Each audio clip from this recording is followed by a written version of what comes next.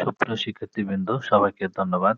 আজকে আমরা আলোচনা করব রুল 25।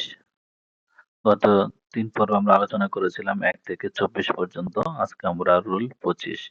দ্যাটস ওয়াই, এই কারণেই। দ্যাটস ওয়াই ব্যবহার করা হয় এই কারণে। যেমন that's why you need to do the job. এই কারণেই তোমার চাকরিটা করা প্রয়োজন।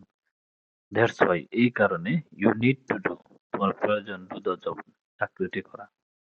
That's why he has gone to market. এই কারণে সে বাজারে গিয়েছে। That's why people admire you. এই কারণেই মানুষ বা লোকজন তোমাকে সম্মান করে। That's why I always try to help others. এই কারণেই আমি সর্বদা অন্যকে সাহায্য করার চেষ্টা করি। অর্থাৎ দ্যাটস ওয়াই, এই কারণেই ইউ ফেল টু আন্ডারস্ট্যান্ড। অর্থাৎ দ্যাটস ওয়াই, এই কারণে, দ্যাটস ওয়াই, এই কারণে। অর্থাৎ কোনো কারণে যদি হয় তাহলে আমরা এটা বলতে পারি দ্যাটস ওয়াই, এই কারণে ইউ ফেল টু আন্ডারস্ট্যান্ড। তুমি এই কারণেই তুমি বুঝতে ব্যর্থ হয়েছো। That's why she smiles after seeing you. এই কারণে তোমাকে দেখার পর সে হাসে। That's why you need to secure your home. এই কারণে তোমার বাড়ির নিরাপত্তা বিধান করা দরকার। That's why you have got the promotion. এই কারণে তুমি পদোন্নতি পেয়েছো। অর্থাৎ দ্যাটস ওয়াই, অর্থাৎ এটার অর্থ হয় এই কারণেই। তারপর হচ্ছে রুল 26, নাথিং মেক্স সেন্স। কোনো কিছু ভালো না লাগা। অর্থাৎ যদি কোনো কিছু ভালো না লাগে তাহলে এটার অর্থ হবে nothing makes sense. Nothing makes sense without you. তোমাকে ছাড়া কোনো ভালো লাগে না। Nothing makes sense without reading. পড়া ছাড়া কোনো কিছু ভালো লাগে না। Nothing makes sense without sleeping. ঘুমানো ছাড়া কোনো কিছু ভালো লাগে না। অর্থাৎ নাথিং নাথিং মেক্স সেন্স, কোনো কিছু ভালো না লাগে, এটার অর্থ যদি হয় তাহলে আমরা দেখতে পারি nothing makes sense without you. তোমাকে ছাড়া কোনো কিছু ভালো লাগে না। Nothing makes sense without reading. পড়া ছাড়া কোনো কিছু ভালো লাগে না। তো আমি যদি বলি নাথিং মেক্স সেন্স উইদাউট লাফিং, তাহলে হাসা ছাড়া কোনো কিছু ভালো লাগে না। Nothing makes sense without sleeping. ঘুমানো ছাড়া কোনো কিছু ভালো লাগে না। আচ্ছা, কোনো কিছু ভালো না লাগলে আমরা নাথিং মেক্স সেন্স এটা দিয়ে আমরা করতে পারি। Rule 27, it is high time. এখনই সময়, এখনই উপযুক্ত সময়। তারপর বসবে সাবজেক্ট। যেমন ইট ইজ হাই টাইম, তারপর বলছে subject. It is high time subject.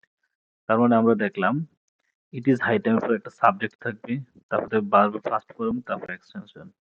সাবজেক্টের পরে বলবো learn first form, spoke first form, went first form, gave up first form, meet first form. অর্থাৎ ইট ইজ হাই টাইমের পরে যে সাবজেক্ট থাকবে, সাবজেক্টের পরে বসবে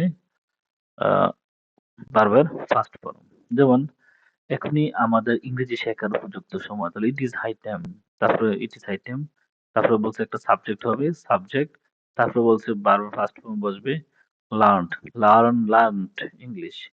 এখনই তোমার সেখানে যাওয়ার উপযুক্ত সময়, ইট ইজ হাই টাইম, এখন উপযুক্ত সময়। ইউ ওয়েন্ট দেয়ার, এই ওয়েন্টটা হচ্ছে এখানে যে ভার্ব ফার্স্ট ফর্ম। যদি প্রেজেন্ট ফর্ম হতো ইউ গো দেয়ার হতো, যেহেতু সত্য বলছে কি ফার্স্ট ফর্ম, তাহলে এই জন্য বসবে ওয়েন্ট। এখনই তোমার ধূমপান পরিত্যাগ করার উপযুক্ত সময়, ইট ইজ হাই টাইম, এখন উপযুক্ত সময়। দেখে ইউ গেভ আপ স্মোকিং, তাহলে এখন তোমার এই ধূমপান পরিত্যাগ করার এখন উপযুক্ত সময়। এখনই তোমার আমার সাথে দেখা করার উপযুক্ত সময়, it is high time you, it is high time. এটা পুরো সাবজেক্ট থাকবে, সাবজেক্ট হচ্ছে you, verb first for meet, মিটি, এবং লাস্ট হচ্ছে এক্সটেনশন মি। অর্থাৎ ইট ইজ হাই টাইম, তারপর বসবে একটা ইউ, একটা সাবজেক্ট বসবে, সাবজেক্টের পর ভার্বের ফার্স্ট ফর্ম বসবে, লাস্টে হবে এক্সটেনশন।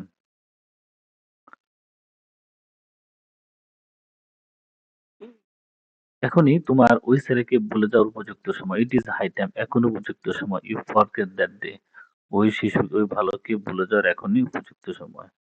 এখনই আমাদের গরিবের সাহায্য করার প্রয়োজন হয়, it is high time we helped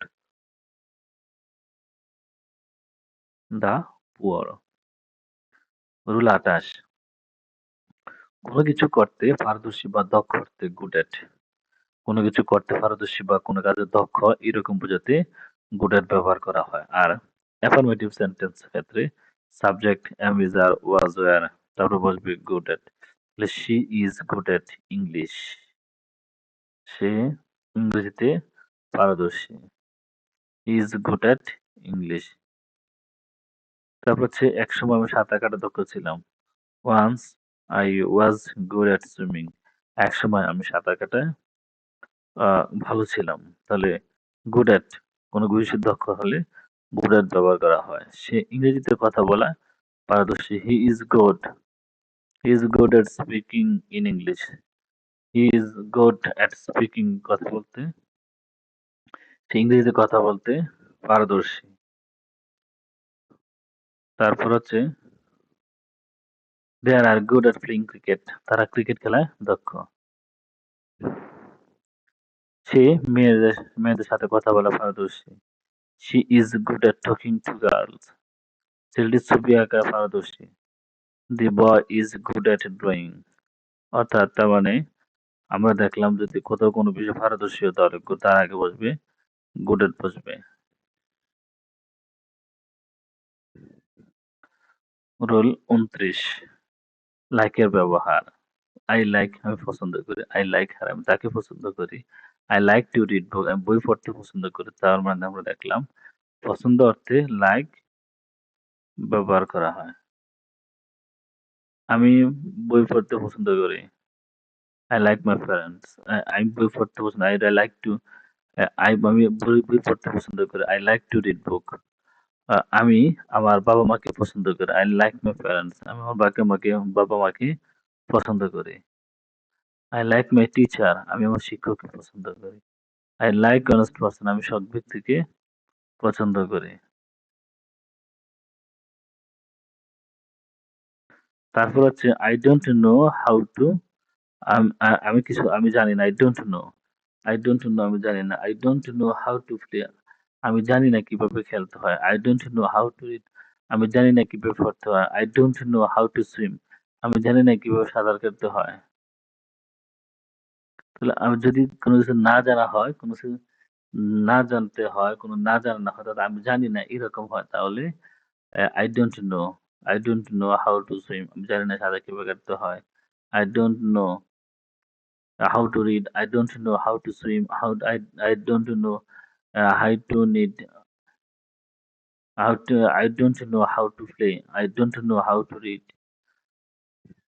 তারপর হচ্ছে I don't know how to learn. আমি জানি না কিভাবে শিখতে হয়। I don't know how to dream. আমি জানি না কিভাবে স্বপ্ন দেখতে হয়। তারপর হচ্ছে rule 31, if I were you I would তারপর ভার্ব কল্পনা অর্থে। আমি যদি তোমার জায়গায় থাকতাম। ইফ আই ওয়ার ইউ আমি যদি তোমার জায়গায় থাকতাম। If I were you I would কল্পনা অর্থে আমি যদি তোমার জায়গায় থাকতাম। ইফ আই ওয়ার ইউ আমি যদি তোমার স্থানে থাকতাম I would enjoy my vacation. আমি আমার ছুটিগুলো উপভোগ করতাম। ইফ আই ওয়ার ইউ যদি আমি তোমার স্থানে থাকতাম I would continue working still it is done. আমি তোমার স্থানে থাকলে কাজটা শেষ পর্যন্ত না চালিয়ে শেষ না হওয়া পর্যন্ত চালিয়ে যেতে থাকতাম। If I were you যদি আমি তোমার স্থানে থাকতাম I would answer the question. আমি প্রশ্ন উত্তর দিতে পারতাম। If I were you যদি আমি তোমার জায়গায় থাকতাম I would help the poor. আমি গরিবকে সাহায্য করতাম। If I were you I would travel to Switzerland. আমি তোমার স্থানে হলে সুইজারল্যান্ড ভ্রমণ করতাম। If I were you যদি আমি তোমার হতাম I would make my parents happy. আমি আমার মা-বাবাকে খুশি করতাম। If I were you I would try to solve the problem. আমি যদি তোমার স্থানে থাকতাম তাহলে সমস্যাটির সমাধান চেষ্টা করতাম। তারপর হচ্ছে if I were you আমি যদি তোমার জায়গায় থাকতাম I wouldn't go there. তাহলে আমি সেখানে যেতাম না। তারপর হচ্ছে if I were you যদি আমি তোমার জায়গায় থাকতাম I would fight for my country. তাহলে আমি আমার দেশের জন্য যুদ্ধ করতাম। আমি যদি তোমার জায়গায় থাকতাম I would fight. আমি দেশের জন্য